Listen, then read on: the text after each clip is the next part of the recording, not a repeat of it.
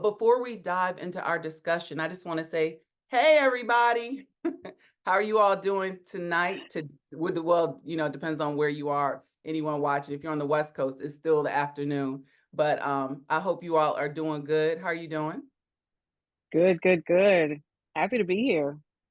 I'm so happy to have you here. And before we get into the questions, because I've been on this, I've been like, okay, I've got Pam, I got Anisha, I got Kyle. What can I ask them? What can we ask them? Because I do want us to have, like we talk about, our transparent conversations in Sound Minds Conference. We want to have the real talk, pieces of me understanding real talk about bipolar disorder. And so before we get into our discussion, I just would like each of you to please share a personal story or experience that has shaped your understanding and connection to bipolar disorder. And let's start with you, Kyle. All right. So good evening, everyone. As you know, I've had the opportunity to participate on several of these conversations, and thank you again, Tanya, for always allowing me to have a seat at the table. As I've stated in past conversations, my mother suffered from clinical depression, so that was something that I lived with lived experience per se, and navigating that space as a youth, 11-year-old, and seeing what that looked and felt like. However, the space of bipolar disorder, I navigated through a professional space.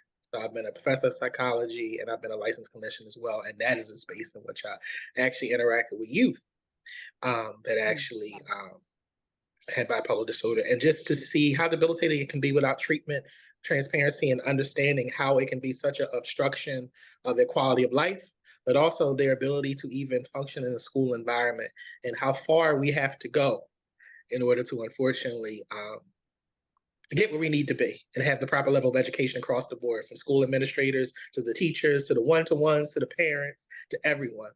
So I would say, my quote unquote personal story is not just one, but it's a number of instances in which I've had to work with youth in that space. So happy to have this conversation and have a seat at the table. Thank you. Thank you. We'll go to you now, Nisha. Thank you so much, Tanya, for this opportunity.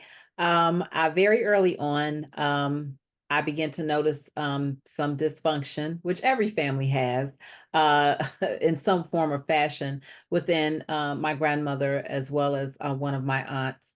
And being young, I didn't understand or was able to comprehend exactly the why, the erratic behavior or the mood swings or the moments of things that seem so maybe normal everyday life dysfunction was really not everyday life dysfunction. And it really made me observe from a very early age, to the point where I took both of them in at some point, because I saw that it was too much for my mom, it was too much for my other aunts and uncles, and there was things that played a part to the enhancement of the disease and of the illness.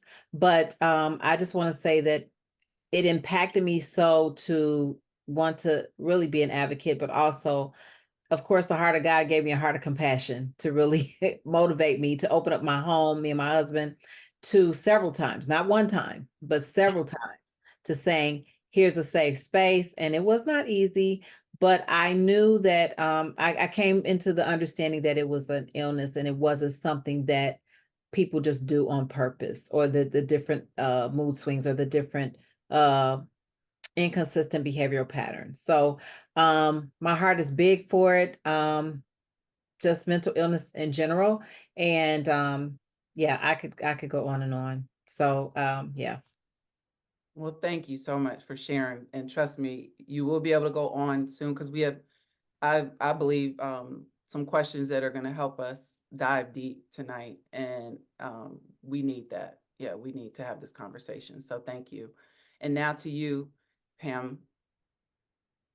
So I guess since the title of this is Pieces of Me, my journey with this is one of a personal journey. So I'm a person who lives with bipolar disorder type 1.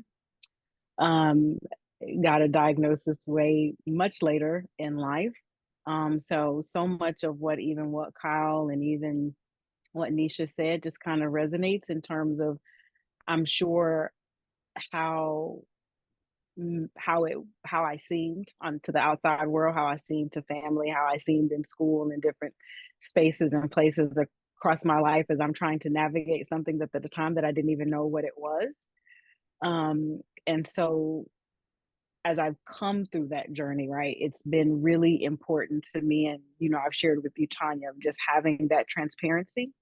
I think once I was able to not just put my finger on it, but once I felt I had a good grasp and a good understanding of what it was I was dealing with, it was so important.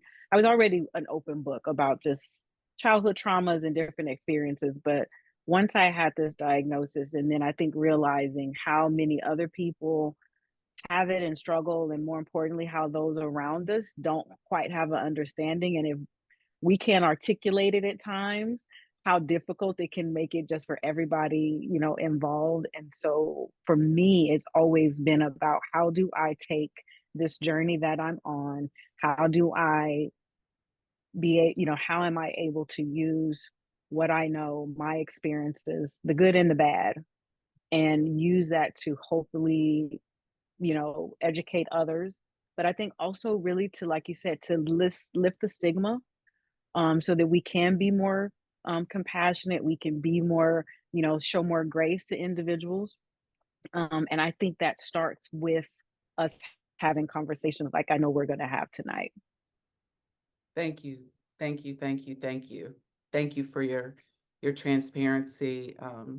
You know, I just love your transparency and your beauty. You know, it always shines through from the inside out. And so as a result, you are changing lives for sure. Yeah. So thank you. So let's get into our conversations now that we see. I wasn't telling a story. We have a phenomenal panel. They are amazing. We have, you know, Kyle from the professional standpoint, from helping those with that are caregivers with people who are diagnosed with bipolar disorder, as well as those who are diagnosed with bipolar disorder. He is about the advocacy, the services, the support. We have Nisha, who has been a caregiver for someone diagnosed with bipolar disorder. And we have Pam, who has came out the gate saying she is diagnosed with it. And every day, you know, her journey as she navigates through, and she is very successful in her areas where she serves of service. So I just thank each one of you already, you know, and I'm probably doing that all night. But let's dive into these questions. And again, if you have a question and you are watching right now, please put it in the chat for us. It will get addressed. We promise. That's our goal. We're here to help us learn so we can understand and be better advocates for our families, our communities, and for ourselves personally. So let's start here. What would you say are some of the systematic issues contributing, let's say, instead of confronting, let's come another route, that are contributing to the unequal diagnosis and the treatment of bipolar disorder among Black and Hispanic communities? Because, you know, we're here, SoundMinds, our focus is the Black and Hispanic communities, and there are disparities in this. And I know this as, again, a parental caregiver. And so I want to pose this question. I have my own ideas in my head, but I'm gonna come to you, you know, what would you say are some of those systematic issues contributing to the unequal diagnosis and mistreatment of bipolar disorder in Black and Hispanic communities? If I can just go, I would say two come up. One, just the, you know, historical mistrust of doctors and medical officials, unfortunately. And there's a lot of contributing factors to that, whether, you know, historical racism, things like that. So if folks don't trust you, then they're probably not going to come in to even have a conversation about what they're experiencing. So again, then you're not even actually having that real conversation. And then I think the other piece, and much like autism, I think bipolar disorder is still in its infancy of the education for everyone, from medical professionals to the people at large, man. We're still learning, we're still growing. we're still removing biases when we even look at treating folks and understanding folks. So I think we're definitely in our infancy as far as truly understanding all the facets of the disorder. Thank you. Anyone else want to add to these systematic issues? Go ahead, Pam. So first I ditto everything that Kyle just said, because both of those are very true. I've seen those kind of play out as I've worked to try and get the right diagnoses. And so I know those things to be very much true. I think that to take it out of what we know is a very distrustful, dysfunctional at times, extremely transactional healthcare system, right? Both a healthcare, public health, all these systems that aren't really designed to, one, see us for who we are, right? Let alone designed to kind of help us navigate through something that really is invisible, right? Mhm. It's something that is taking place that you physically can't see on me, unless I'm acting, erratic or things like that. I think the other thing too that allows us to either not get the diagnosis that we need, not get it early, and then perhaps even not getting into treatment actually has to do with what happens in our own homes and in our own communities, right?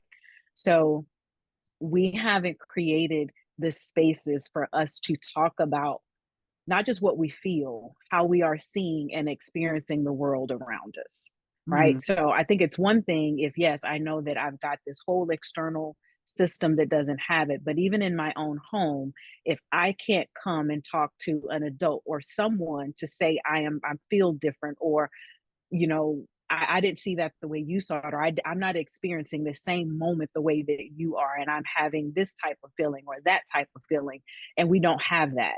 And we have to get away from this sweep things under the rug mentality. I think we have to get away from the mentality that having a serious mental illness makes that individual less than, right, or incapable, because that doesn't allow us, I think, to really be able to notice what's happening, to really be able to observe different signs and symptoms and things that might, to say, hey, maybe you should go and to talk to someone. And then even with treatment, I think there's still so much stigma around even accepting treatment, accepting talking to a therapist, accepting taking medication. And so I think those are things that outside of our healthcare system, we have to take onus of and figure out how we are going to do better in our families and in our communities. Yeah, and I agree with both, of course. The first two words that came to me were denial, and the second word that came to me was pride. And I think amongst our communities, there is an area of pride where we say, "Oh, that is not pertain to me," or "I can just fight this off," or "No, that's not my child, that's not my friend, that's not my mother, that's not me," right? And I think that or that's not my grandmother in my case, or that's not my aunt. And I actually spoke to my aunt asking permission to talk about this today. And one of the things that stood out to me was we are all guilty that when we feel better, some of us stop taking medication. Okay. We feel better. And then when it hits us 10 times worse, then what happens? We have to pay a horrible price, but we don't realize that that price is not just about how it affects us, but how it affects those around us. So I think it's taking the ownership to say, remove the stigma that, like Pamela said, that there's something so different that you can't function, but you function with medication or you function with therapy, and breaking that stigma and not having so much pride, which I literally thought that I could do something different than my mother. My mother must not be doing something right with my grandmother or my aunt. So I'm going to invite them to my house because I know that if I, and there was no I, right? Because it's an illness. And that's one thing, and I'm going to be quiet after I say this, is that's one area where I feel like some of the disparity comes from is the fact that, after we leave them alone or to their own spaces, people who really struggle with them in the mental health space, we keep it moving. And because they're better, then we just forget. But then when, the illness may attack, then what happens? We're looking at them like this is another chore or it's a heartache or whatever. And we're not acknowledging that it is an illness. And if we realize that, then we will be intentional about the relationship and keeping up with them and communicating and saying, how are you taking your medicine? Are you going to therapy? Advocating and saying there is a right doctor that we just have to keep searching for that will, be able to help in that space. So I know from experience of saying that being that person on the other side where it can be difficult, but before you can blame it on the system, you have to take ownership and have understanding where you are. Right. And I think that's good, like Pam touched on that as well, both of you, around the taking ownership and changing some things. But also the reality is there are some systematic issues going on, if we've, in experiencing misdiagnosis, right? Like they saying that, I was reading this article in preparation. It was saying that people of African ancestry are more likely to be misdiagnosed with another condition like schizophrenia than people of non-African ancestry, right? And then even in that treatment, we might receive an inaccurate treatment, there may be something more subtle than, let's take control of this right now, but it prolongs it from those mood stabilizers, which can result in a lot, if you don't attack it in the forefront. And so, but I love that part where you're really focused. What I hear from you, Nisha, is the advocacy, where I hear from Pam is the accountability, right? And so, but how can we better not be frustrated or not check on each other, because there are other disease states where we physically see someone is going through it. They're in chemotherapy, or, we see them and our emotions play a little different. But when that shell looks good and something else is going on the inside, it's hard as a caregiver, as someone who doesn't understand. And it's so true. So anyway, let's keep going. So do you all have anything you want to add before I move to the next question? Everybody's good? Okay. All right. So I want to talk about cultural stigma, right? And how it impacts our mental health. And let's talk about, I always talk about the power of the diagnosis, right? Because there is power in knowing. And in our culture, I remember one time we had a professional have to come and help. And the first question was, is this a self-diagnosis or is this a real diagnosis? Because we do self-diagnose a lot in our community. I was self-diagnosing myself, I think 2 days ago, when I said, let me stop, but how do we combat the cultural stigmas and promote a more supportive and understanding environment for those, individuals in our families and our communities who are diagnosed with bipolar disorder?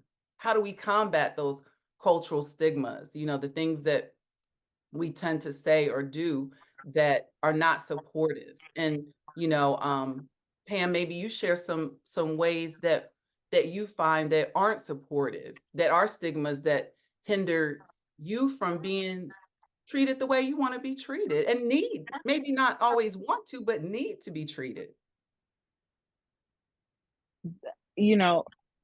One thing that, and I think, yeah, you mentioned like the self-diagnosis, and I know specifically around bipolar disorder, right? That gets thrown around very loosely. It gets thrown around in our communities very loosely. We see it even in TV or in film or on social media, and where someone will just blatantly kind of just, ooh, like, ooh, she bipolar, ooh, he bipolar, and it upsets me when I hear that as a person living with it, right? Because it's typically done in a way that is shaming the individual who they are claiming or putting this diagnosis on. And I think when you live with it and you really recognize the challenge of it, and when you really recognize this is not a light switch type of mental illness, I don't wake up this morning feeling this particular way and then maybe by the end of the day another way. Like when you are in an episode, or when you're going through depression, or when you're going through the mania, these aren't light switch where I can turn the switch on and turn the switch off. I typically don't, and I don't have any control over when this episode is going to end. I don't have any control over when the next one will have, so I think for me, like, it's very disheartening, and I think it distracts from the education that Kyle mentioned that we so desperately need about what these illnesses really are, what they really look like, how they really walk and talk and move, and how they also can thrive. And I think when we loosely throw those labels out there, and then to do it in a very kind of derogatory kind of way, it's not helping with any of the stigma. It's creating within our own culture, this mindset that is actually quite the opposite of what the reality is for someone living with it. And even for again, as a person, as a caregiver, and you're the one with your loved one, and you know that it is not this kind of it's nothing to laugh at, because I think we also see people kind of jokingly say it as well. And so I think we got to be careful with our words, right? Be careful with the language that we use. We never know the company that we're in, and you may be throwing that around, and it's someone who's in that space who's thinking, well, I am bipolar, and I don't act like that. Like, that's not what that's like for me. And so I think, again, our words matter so much, and we got to start to take that on. And I think that's a very much a cultural issue we got to tackle. And it's interesting because when you said that, I heard that could be why when someone is diagnosed with it, they don't want to receive it, because it is joked around. In our culture, it is made fun of, it is used loosely. And so it's like, that's not what I am, because No.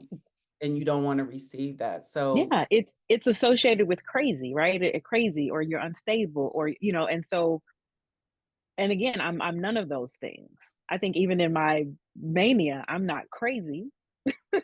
It may appear that to others on the outside, depending on the behaviors I'm exhibiting, but I am not crazy. I'm of my full mind. It's just a mind that works differently from other people's.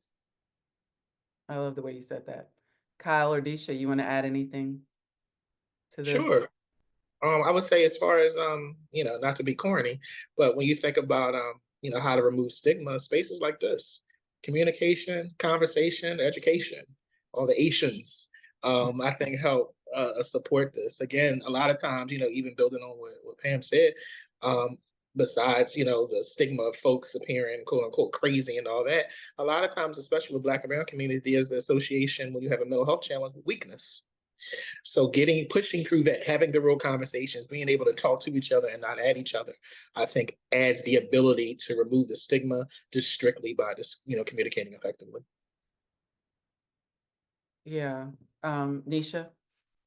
Well, I always think of a different perspective, and I totally 100% agree with both.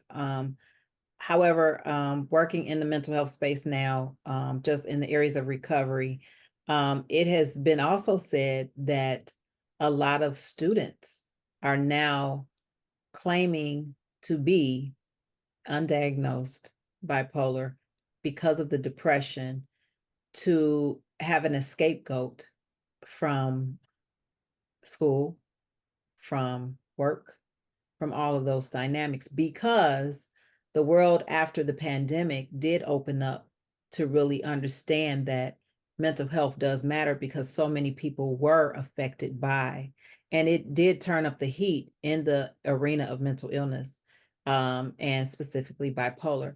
And the different spectrums for me remind me of, whereas someone else may have erratic or boisterous behavior, where there are others that may go inward and go through to a depression, where others may not be able to have a clear headspace, and they just may feel cloudy. the different areas of how it is manifested, to me, like you said, Pamela, it could be an emotional roller coaster. You can't really control it. But I do think that people do not need to play around with it in regards to how loosely people use the words. And I think I'm going to even say, when people say the weather's bipolar, I mean, people say that all the time, right? I live in Chicago. So, but I do see that words matter, having taken many courses, that words matter. And so I think we have to be more intentional about how we communicate. And then prayerfully, those who are walking through the recovery or the healing process of bipolar or mental health, the speak out is a perfect opportunity. Like, we need to hear the voices of those who are overcoming, if you will. That's good. Yes. It's so much, that we see and that happens. And like you said, I believe, if you, what do they say? See something, say something, hear something, say something, right? You know, uh, that's not correct. I've started to do that even through the certification for the mental health first aider. If I hear someone say, they committed suicide, and this, Nisha, we're good. We both do this. We're like, no, they died by suicide. They did not commit, so just our language. And so let's role play, like, what, and this is off the cuff, like, what would you say if someone was saying the weather's bipolar or such and such is bipolar and they're using it loosely? Do you all have any recommendations on how we could address that tastefully?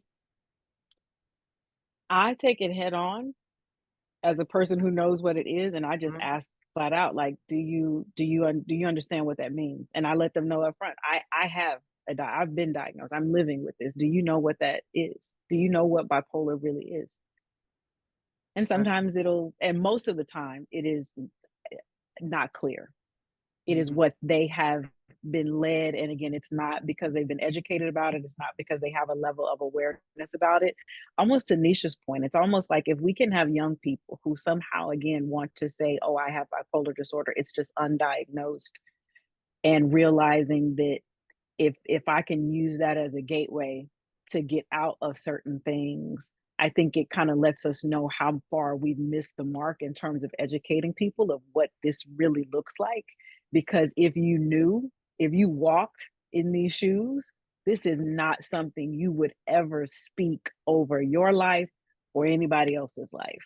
Right. Because it's not a ticket to get out of anything, to be quite honest. And so when I hear that, whether it's the weather or again, like, or like, oh girl, she bipolar, and I'll tell them like, that's, first, it's not funny. I was like, and do you even know what that means? And then we can have it. And again, it's creating just an opportunity for us to have a conversation that then I can tell them, no, this is what this is like. And that this matters. That hurts when you speak on something that I live with as if it's, a joke or something, funny. So I like to just hit it head on. Yeah. And let's go there too, because Nisha mentioned, like, that it shows different in different people, right?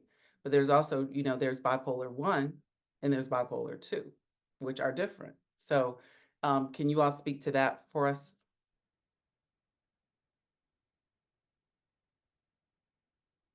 Whoever wants to go. Sorry, but just, so we have some clarity and so people understand the difference.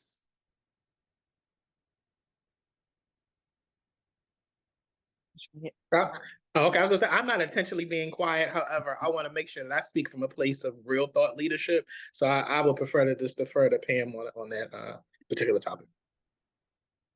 So they both, I'll put it this way. So bipolar disorder, whether it's type 1 or 2, they both gonna have depression. It's evident, which is oftentimes why it's called bipolar manic manic depression, right? Because that depression is classic throughout. What kind of differentiates between the 2 and type 1, like what I have, is that I'm also experiencing mania and or mixed mania. So I'm actually having moments where it's either moments of euphoria, it could be irritability, which is very, very classic with my mania. And so if we think about the social norms that we have, type 1 is going to have a lot of disruptions in terms of you being able to engage in socially different ways, whether that's you're having mania or you're having the depression. Type 2, you're probably going to experience more hypomania or the depression, as opposed to type 1, where I'm either even kill on both, but I'm definitely having both of the mania and the depression. And then I also have some psychosis that happens with mine as well. And so it adds to some paranoia. It adds to me maybe hearing and or seeing certain things that don't necessarily, occur to others around me. And so that can make it even more, challenging. So a lot of times, like, for example, this is why, again, I think the education, but also finding a safe space so you can talk about, as a clinician, being able to really dig into, again, the extent of my depression, but then also, again, those other, behaviors and experiences that I'm having when I'm mania. How long are they lasting? How often, and the duration of it, so that I could get it. Because I was initially diagnosed as having just major depressive disorder, because that is what the therapist and psychiatrist that I initially saw, I think, stuck with. But when I look back, I think I spoke more about my suicide attempts. I spoke more about the lows, because at the time I didn't realize how the highs were, and they really were destructive, because I was self-medicating, using substances, like all of those things. Again, when you get the diagnosis, now you can look back on it and you can see, like, oh yeah, that was very, very classic. I was experiencing, all of, those things, the not sleeping, the disruptions in your sleep, um, not even needing sleep. You really have this energy about you in the mania where you don't even need, you don't feel like you need, sleep or rest. And then the depression is kind of the opposite, where you just, you don't want to do anything but, curl away, run away, get away from everything. And so usually that's kind of how they begin to differentiate between the type 1 and the type 2. I'm sure Cloud has a more clinical DSM-5 definition of the two, but that was kind of how it was, broken down, for me, as I was, again, working on trying to get the proper diagnosis. No, I appreciate that. And I'm sure that you going through this and also being an RN was very interesting. You were probably challenging them all. When they start talking about this and this and that and medications, right? Because I'm the type of person, like, okay, well, if you're giving me this medication, what is it targeting, right? Because I think for me, once I figured it out, I'm like, okay, so how is my brain, right? How are things firing differently? How are things communicating from lobe to lobe and all that good stuff, right? So they're like, oh, so I'm like, so I need to know the medications you're giving, because it's going to cut this off. And if it cuts this off, what's going to happen? Kind of the trickle down effect. And so, again, I think as much information as you can get about this particular mental health illness or condition, you're going to be so much better served as a person living with it. You're going to be able to be, again, a better care partner for them, because, again, you got a real holistic understanding of what's happening, and really how you can't, you don't have a loved one that's choosing to behave in a certain way. I just So, wanted to, oh, go ahead. no, absolutely, Nisha, add. I was just going to add that, after I began to do the research, because I saw different levels from lack of treatment. And I feel like the lack of treatment, it heightens things, where if you go from part one or part two to part one, or vice versa, it can escalate, because I've had to deal with bipolar schizophrenia. And so with that being said, it didn't start out that way. It didn't start out as that diagnosis. And I think one of the reasons was why, because at some point it was treated, but then when drugs are involved, then it heightens the behavioral patterns. And that's from experience, and that's from just doing the research and sitting in these workshops and being educated. And the bottom line is that that's why it's so important to, and which I guess I was going to ask Pam, and I don't know if that's okay, Tanya, but one of the things that that is important to me is I'm always about, harm reduction and preventative care. So I wanted to feel in the atmosphere when that I would see simple signs of is something. And I actually, it's so crazy that I asked a family member today, I said, hey, are you okay? And she was like, I need you to pray for me because this, that, and the other. So then I went a few steps further, right? Because I wanted to make sure that she was not spiraling out of control. You understand? And thank God that wasn't the case. But I'm saying that you do have to ask.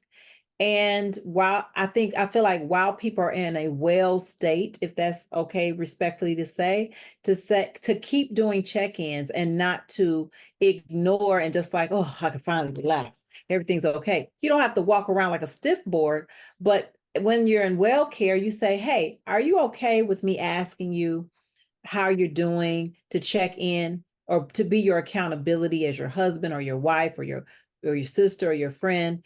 Because I don't want to see you spiral to a space where it may take you to be hospitalized or something like that. You know what I mean? So I guess that's respectfully to ask that question in the well spaces so that you can see and identify, because things can get a lot worse untreated if you just go along with the program.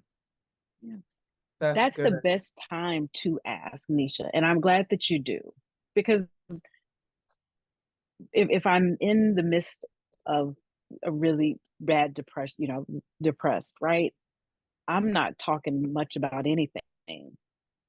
And then same thing with the mania, or like you mentioned before, like your thought patterns, right? Aren't as clear, right? You either aren't as focused, or you're so hyper focused, but you're hyper focused on this thing that is of the utmost at this moment.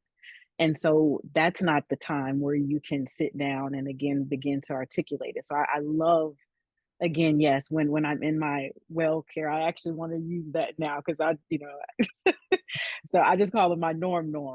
But I like that, and that's an excellent opportunity, I think, to sit and revisit and talk and ask that loved one how they're doing, or do you want to talk about how you were a few months ago or a week ago or however. Like, that's amazing. And that really segues into my next question around the support of family and community, because we know that that's critical for someone who is diagnosed with bipolar disorder. And so my question was, what are some effective ways that family members and community leaders can advocate for and support their loved ones who have been diagnosed with bipolar disorder? And so I hear Nisha in the let's check in with them, see how they're doing. What are some other practical things that we can do? I do want to, Kyle, here's some things too that NAMI is doing, because I know our immediate, when we first started our journey, I called NAMI I needed a group. I needed to know that I wasn't alone.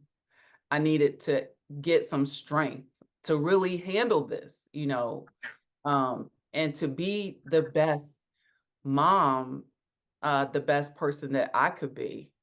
And so I also want to say too that, support for that individual, that loved one who is diagnosed with bipolar disorder can start with you, because you have to be, like Nisha was saying, that patience, like just being able to be the best support system you can be.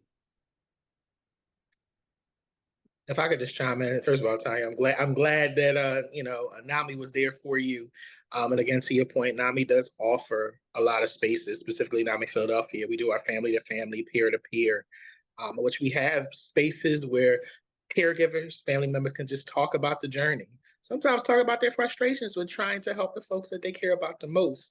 But again, I done said education about 9 times throughout this conversation. I'm gonna keep saying it, that in order, you want to be there for the person, you want to ask the probing questions to make sure they're okay. But first you have to pair with the person and make sure that you've created a space where they can feel comfortable even talking to you about it. And then once they do talk to you, you need to educate yourself so you know exactly what they're really saying to you, and making sure that you're removing your biases out the picture and just truly hearing them for who they are. Removing your biases. That's good. Yeah. I'm loving these keywords I'm hearing. Yeah. Anything you want to add? What did, some things that you did, Nisha, in addition, like to be support?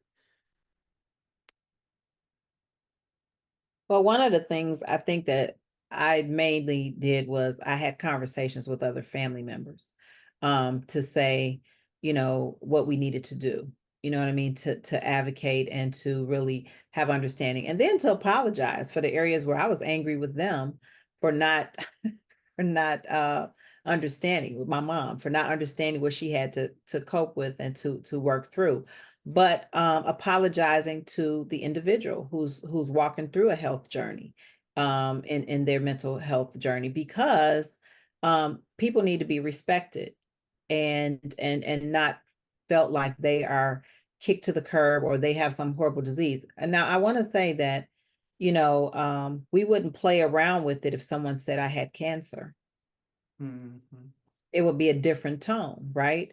But we have to take, and I say this all the time, we have to take the mental health journey, the bipolar disorder, or I say mental health because there's so many levels, because like Pamela mentioned, being first diagnosed with depression, you know what I mean? But I've seen it on the other end of the spectrum through more manic, and not so much as a depression, get under the covers and not want to talk to anybody. I've seen it on the other end of the spectrum on many levels. But I wanted to say that, we have to apologize and say, hey, I appreciate you for educating yourself. I'm educating myself with you. This is our journey. It's not just your journey by yourself. I'm living this experience with you. I may not understand it as it's me, but I understand it to love you enough to say, hey, let me be that space for you, and to really apologize for not understanding. And can I go with you? That's the other piece. Not just, oh, you need to get some help, or, oh, you need psychiatric help, or, all the typical things people say, which are very mean and very cruel. People need to say, you know what, I realize that I am not well enough to understand what you're walking through, and I want to help in the way, where area do you need me to help you? Asking them, how do you want me to see this? Now, that's of course after someone has been taken ownership of or been diagnosed and has accepted it, because there are many people who have not accepted the diagnosis. And when that's one of the hardest pieces to deal with, is when a family member has not accepted it as a reality. And when they feel better after being medicated, a lot of people feel like, I don't need that anymore.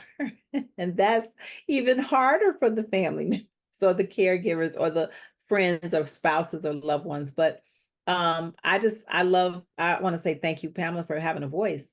And thank you for just, I just say the love of God that shines through you, because it's, people need to hear, and I don't mean to say this, but real people, real voices, and not just the voices when people are down and out. They need to hear the voices of, I'm walking through my recovery right now, my healing, right, my well care right now. So that's what I would share: having conversations, apologizing, and then asking, how can I be of a part of this journey with you? Because I want to heal as well. And I think the key word is love, right? Love is the foundation of it all. Unconditional love. Let's make sure we do know it's unconditional love.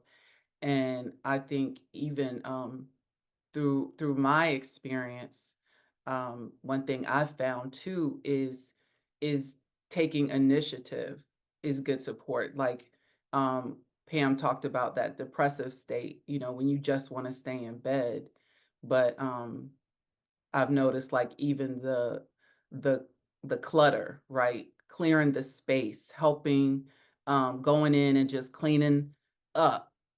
Even, as a parent, sometimes we're like, you made that mess, you need to clean it up. But I can't do that. It's understanding, right? It's now knowing, okay, this is not just being defiant.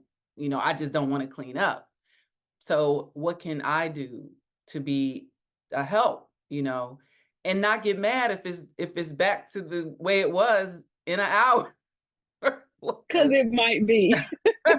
It might be, Pam. You are so right. You know what?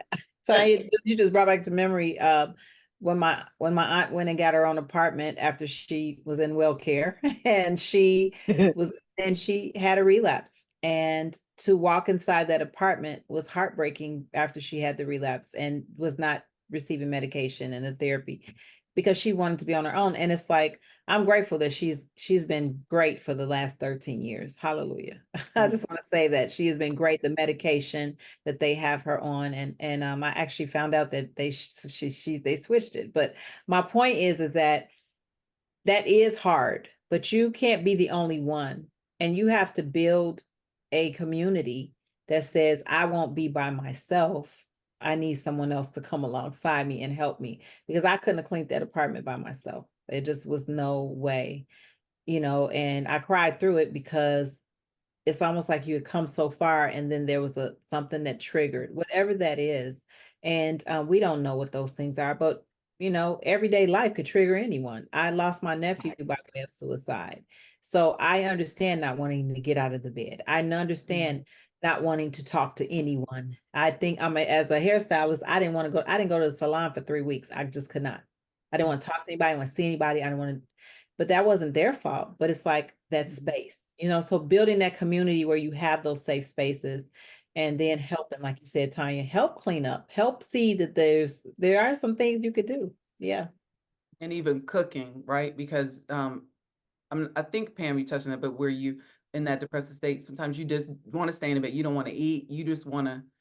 I don't do much of anything, like because the push becomes too hard, right? So and when I say a push, it's a push for everything. It's a push to literally put my feet to the floor, right? Get up, stand up, to walk across, the bedroom into the bathroom, to do something that I do every single day, like brush my teeth, wash my face, and take a shower. Like in those moments, that is a struggle. And if I do that, I'm definitely probably not going to do much of anything, because I really feel as if I've exhausted whatever I had to give today. I did it just to do those everyday basic, things that we do every single day. And so it is, I think it's everything that both Kyle and Lisa just said. It's the communication. It is finding and building the community. And I think the other part is to make sure that we are a part of the decision making, right? I think sometimes, and we feel when, especially even if we have an understanding, we still know that this is something we can't control, right? And as a person who, I like to be in control. I'm a very structured kind of person, and so when I know that this feels outside of my norm and I can't do anything about it, I don't want anybody else taking anything else away from me either. So whether that's, again, my right to lay here on top of this pile of clothes, that's my clothes anyway. That's it's good. again, like That's it's good. crazy, again, is that That's sounds, good. but it's like, again, because sometimes, we can feel I'm at such a deficit, right? I feel, again, I'm so powerless maybe in this moment. I can't let you take anything else from me. I can't let you take my freedom from me. If I can't take you, I don't want you to take my will to do what I feel like I want to do in this moment, even when that want to do is nothing.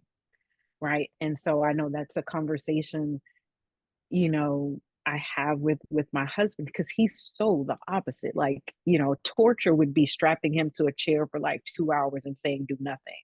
Like, sit here and don't move.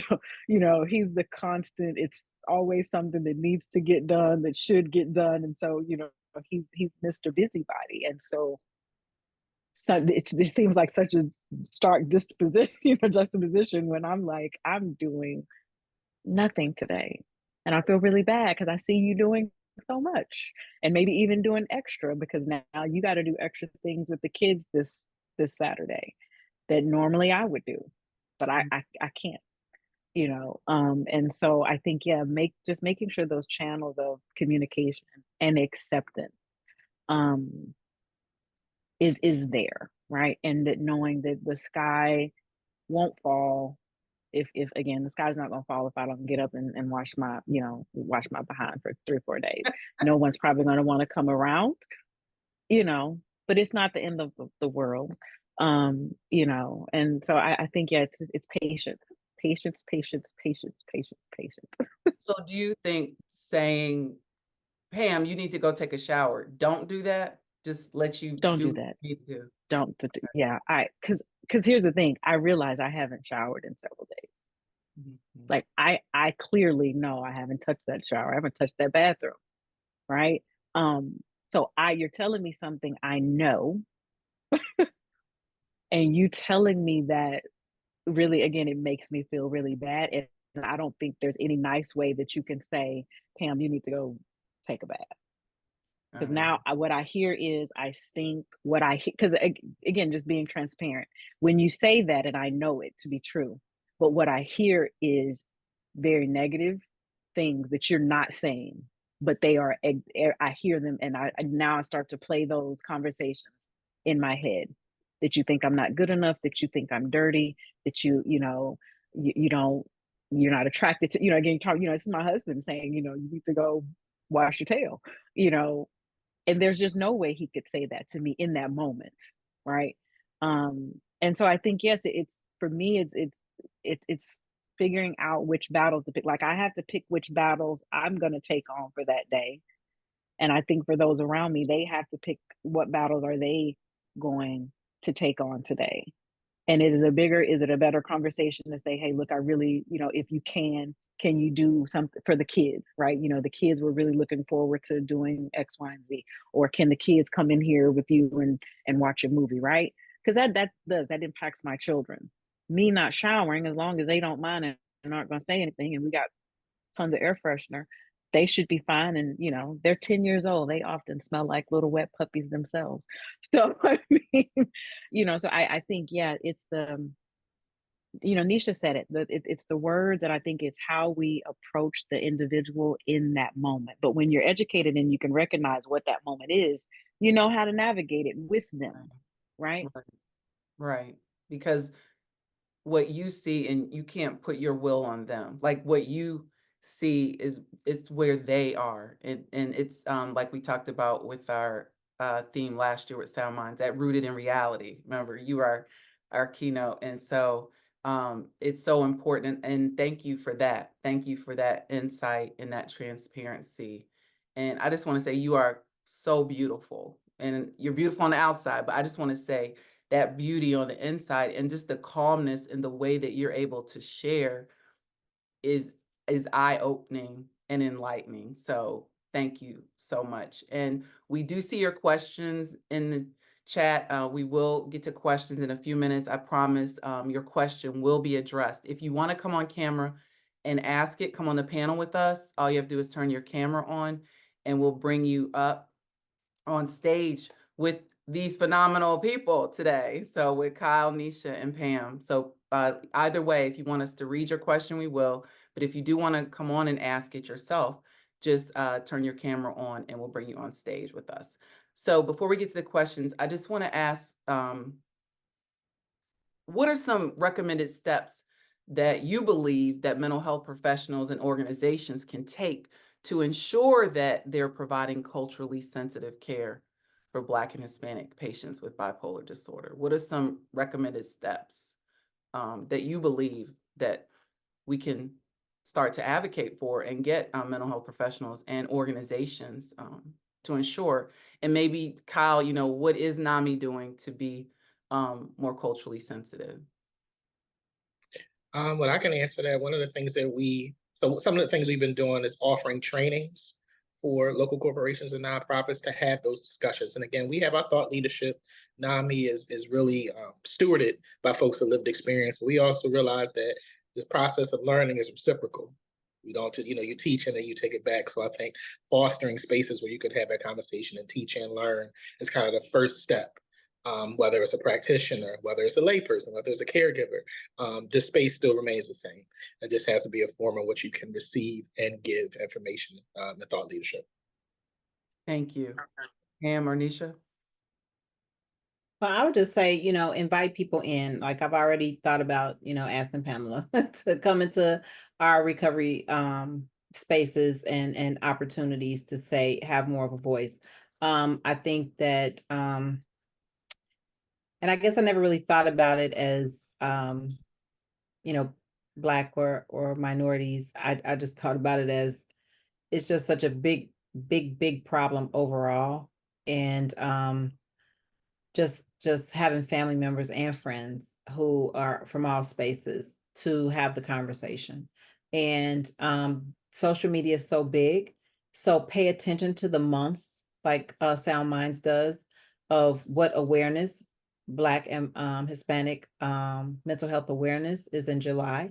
Pay attention to when the mental health spaces come and awarenesses come, and make sure you're a part of the journey and not just walking through it, but being that voice. You may never grab a microphone, but it doesn't mean you can't take the time to share a social media post, or you can't wear your You Good t-shirt, or you can't, share someone else's post, or you can't go to the school and talk to the social workers and say, hey, what are you doing about mental health awareness amongst Black and minorities, or just amongst Mental Health Awareness Month in May in general. So just being a voice, don't just say I can comprehend or I can understand or I can relate or I know what they're going through, but what are you doing to move forward to be that person? And that's that voice. And we need more voices so that people don't feel shame and they don't feel despair. They feel hope because other people are saying, hey, I have a time to where I can share this information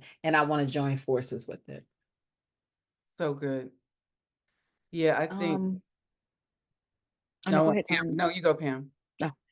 I'm going to take my person with lived experience hat off for a minute. I'm going to throw my public health hat on. Because I think, definitely. I knew you would. To everything, to what Kyle and Nisha said. I think right now, if we think about all the individuals who have this diagnosis, the roughly 10 to 12 million or so individuals living with just this, again, to Nisha's point, that's not talking about individuals with schizophrenia or with major depressive disorder or other serious mental illnesses, right? We don't have a competent workforce to even handle, should we be able to shift the cultural consciousness to get people to want to get care, to get to want to come into, clinical spaces. So I think we have to figure out a way to reimagine the pathways to get individuals into those spaces, whether that's into becoming licensed professional counselors, whether that's into becoming social workers. Like, I understand that most of those, the 4-year degree, is it any way to shorten those up? Is it a better way for us to use internship programs, right? So that we can take those types of resources and then begin to embed them in our actual communities. It's a struggle to come into this space, but if we can figure out how to bring those things, similar to the way I know some of the programs that NAMI has, but how do we bring and put those in the actual communities? How do we put those in people's homes? How do we put those, in our community centers? How do we put them in rec centers? How do we put them in senior living centers, right? So, and how do we look at using just everyday people who you don't have a 4-year degree? But is there a way for me to train you and at least teach you to observe different signs and symptoms, of just teaching you what anybody can Google right now in terms of what this is, what are the causes of it, how do you treat it, right? All that's open knowledge, but somehow we feel like we got to give people the added benefit of taking a statistics class and some epidemiology class, some other things to get this, expensive degree that so many people in our community can't afford out the gate. So I think if we can figure out how do we, create a better pipeline, we have to have that. And we need the policies that support that pipeline. 988 is great, but if communities still fear law enforcement, they still fear what will happen if I call 988, that is a wasted resource. So I think, we need to do simultaneously all the things that Kyle and Nisha said, but we also have to go upstream where policy and workforce pipeline work is also needed. And I think that's one thing too. We have now the National Mental Health First Aider certification, which, you know, I encourage everyone to just take that. You know, I learned in there, only did I learn that when I do call the police, we ask for a CIT, a crisis intervention trained officer. We don't just ask for any officer like what you're saying, Pam, but there's the knowledge. I have the education, and it has been amazing for us to say that. They know we're serious too, and that we know what we're talking about. And so there is a level of respect for us out the gate as people. Like, don't just send anybody. We want a crisis intervention trained officer, you know, and I think that that is so good, things that we need to be educated about. And let me say this, you know who you're voting for. Know who your local candidates are. They're very important. Who's in your school board, you know, your city or county commissioners. You have to know who you're voting for. And don't just click a button because you don't know who you're voting for. You're just gonna click somebody to fill up the boxes. No. Vote educated, be an educated voter. And we do have a huge election coming up this year. Know who you're voting for. Go to those forums. You know, I made a decision recently, like, wow, I need to start going to school board meetings and just hearing what they're talking about and put my face out there and being involved, even if I just sit in the back at first. But they'll see me, you know, and I need to start having a presence because I just feel like there's a shift. We have to have like Nisha talked about, how can we have our voice if we're not even in the room? How can we use our voice? And our voice is sometimes nonverbal. It doesn't always have to be verbal. Your voice is your presence. Your voice can be your presence. And so before we segue, just Pam, you kind of touched on it, but you know, how can we get involved with these efforts as an individual? I'm a mental health advocate. You know, I'm the parental caregiver of a child with a mental illness, diagnosed mental illness. What can I do to get involved in these efforts? And I also want you, Kyle, to speak to, I got an email from NAMI today about a mentorship program. Like, so let's talk about that, because I want everyone on this call, in this session tonight, to hear how they can get involved, and hopefully they'll at least write one thing down and make a call tomorrow, or you know, tonight they may be closed, but who knows? To your point, Tanya, and Pam brought it up a few seconds ago, bridging that gap between the community and policymakers. So one of the ways that NAMI specifically are doing that is we're starting an advocacy program. NAMI New York is a space that has operated for several years and has been highly successful, where essentially we work with community members, folks with lived experience in the mental health, behavioral health space. And we essentially help educate them with some of our partners and folks that are trained in the space about how to interact with folks at federal, local, and state levels of government, so that they are going in there with an informed space and that they know how to interact in a space where people will listen to them. That's the important part. A lot of times people go in with a lot of aggression because they have real experience, especially Black and brown folks. We know the historical racism. Sometimes when we're interfacing with, you know, council people and all that, we're just so frustrated. We're tired of seeing the blight in our city. We're tired of seeing the crime. We're tired of seeing, you know, folks that seemingly don't care about folks with mental health, behavioral health challenges. So I think understanding that, you know, sometimes it's sugar over vinegar. And sometimes you got to listen as well as speak, I think is incredibly important to bridge that gap between policy and community. Thank you. Pam, Nisha, you have anything to add? Those two things definitely, for sure. I think the other piece of that is really, I think, taking the onus on your own, right? You know, finding out in your local community what organizations are working with young people or working with teens or working with adults, right? Who, you know, is there a local NAMI chapter that you can go and volunteer with? Is there something happening at your church? So I think, again, it's finding ways in which you can see what's happening locally here to address the mental health issues. Because I think whether you're someone living with an illness or not, we all want to be mentally well, right? Life just lifes.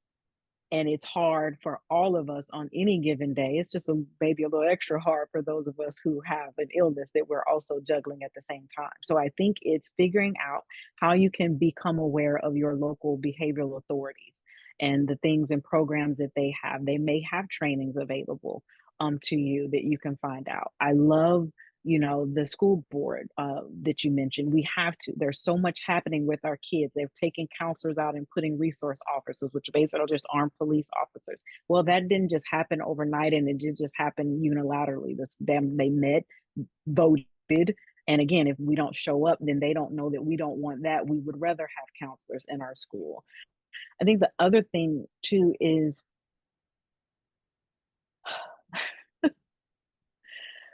I think it's figuring, if it's one thing I could say when we get off of here today, definitely do all those other things tomorrow. But if you have time and it's not too late when you get off here tonight, I need us to get into a habit of checking in on your strong friend. Because it's usually that strong friend that is on a journey of something.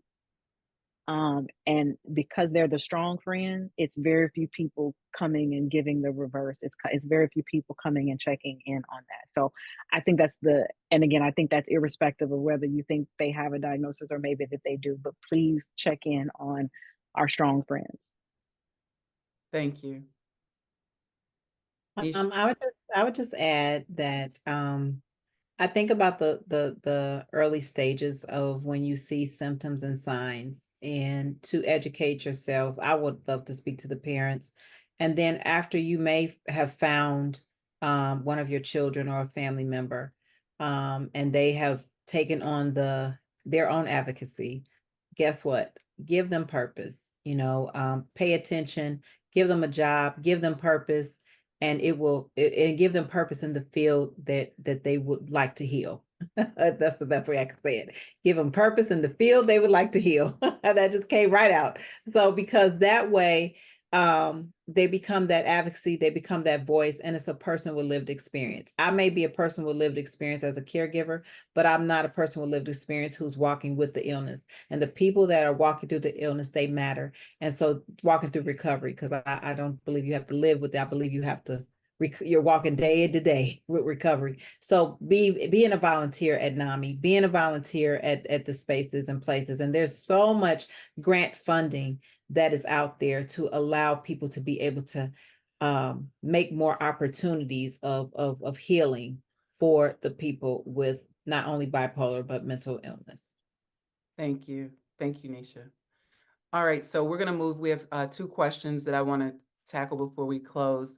And the first one is with Wendy, and then we have Sharon's question after that. And so I don't think Wendy wanted to come on. Let me see. They'll spotlight her if she's ready, or just let me know. Okay, she's not coming on. So here's her question. And if one of you could take it, because we are at 8:12 now. I want to make sure we honor the time to end. So Wendy says, what if your family is still stuck behind the traditional stigmas? Yes, education is the key, but sometimes it's hard to get that support from your family. Also, people are afraid of the word mental health or bipolar disorder. This is exactly why I decided to become an advocate for mental health in my family and my community. What if your family is still stuck behind the traditional stigmas? I'll just say you can have more family than just your biological family. I'm going to say that there's a whole community out here, and sometimes you have to get from a way where it's going to bring you down and get where it's going to build you up. And so it doesn't mean you have to divorce them, but you can divorce the surroundings until people become aware and educated. And so get around some family that is going to embrace you. And there are communities that in your involvement and in your showing up that will help in that area. I know that for a fact. This has just been a true blessing, a powerful conversation. And I just thank you. And as we close, I just want to ask that each one of you, Kyle, Nisha, and Pam, just take, let me see, I got 8, take 2 minutes, up to 2 minutes. I have 2 questions though, so 60 seconds each. First, for someone diagnosed with bipolar disorder who's striving to live their best life but feels overwhelmed and unable to get a grip, what do you say to them? And then second, speak to that caregiver whose patience is running low, but whose love remains strong. What guidance and support will you tell them that you can offer them to help them navigate this challenging journey? Tanya, so Tanya, if I go with question 1, and then I'm gonna ask you to restate question 2, just so I can Absolutely. make sure. Absolutely. So actually restate question 1 real quick for me. I'm sorry. Sure. One is to the person who is diagnosed with bipolar disorder. They're striving to live their best life, but they feel overwhelmed. They can't get a grip. What would you say to them?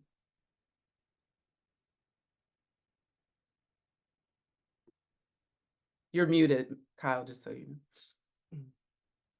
The joys of Zoom. Find someone that you trust. Family isn't just folks that are, biological and blood. So find someone that you trust, that you know has your best interest at heart, and lean on them. Pour into them and allow them to pour into you. That would be the easiest way that I can say that you can kind of navigate that. And then second, to the caregiver, the person whose patience is running low, but their love remains strong. They still want to be there and help, but they're tired. They're getting impatient. What guidance and support can you offer them to help them navigate this challenging journey?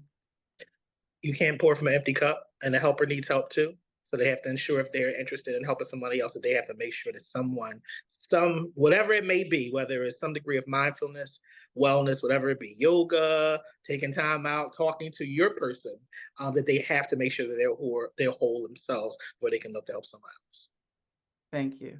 Nisha, you need me to repeat them or are you good? You're muted. Yes, I'm good.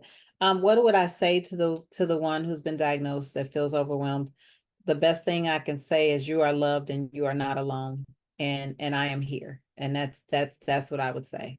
And I would probably say it with action more so than and action and resources to say, hey, here's some things that I'm doing to walk the journey with you.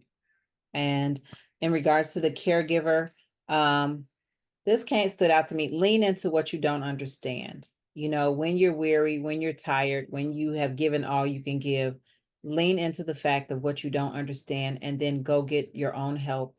Go sit down in front of your own therapist, your own small group or counselor, or just being honest with where you are. Because if you try to keep going, you could crash. And you're not helping the one who may be struggling or walking through their healing journey. No more. You can't help someone else if you're down. So be intentional about leaning into what you don't understand, be honest about it, and get the help that you need to continue the journey to be that force in their life. Thank you. Pam. So to the person with the diagnosis, someone living with it, I would tell them that this diagnosis doesn't have to define you. Don't let it define you. Because I think that is really easy for us to do, that we can put this label on. This is just one more hat that I wear. I'm a wife, I'm a mom, I've been in public health for over 2 decades. I'm a friend, I'm a sister, and bipolar disorder is it's part of my journey while I am here. But I get to choose how I approach it. I get to choose to the best that I can and to my ability how I'm going to let it impact me and those around me, and to not relinquish who you are and your purpose in this world to this diagnosis. To the caregivers, so I would just say thank you, right? To those of us who can walk with us, who can sit with us, who can, my husband who can hold me as I'm ugly crying for 2 or 3 hours for no valid reason, at least from what he can see or ascertain. To say thank you, I think, for being willing to stand in the fire, You know, when we are being aggressive or when we are being agitated and we're being maybe verbally even abusive in moments, for still saying, hey, I see you, I love you, you know, I'm here, I'm not going anywhere, I still believe in you. And to again, I think to tell them to you know, don't get weary in your well doing. I think do all those things that Kyle and Nisha said to make sure that your cup is getting filled. Because if you're on this journey with us, we gonna drain that cup if you allow us to. Not because we intentionally want to, but just because again, I think that's just a part again of this course, right?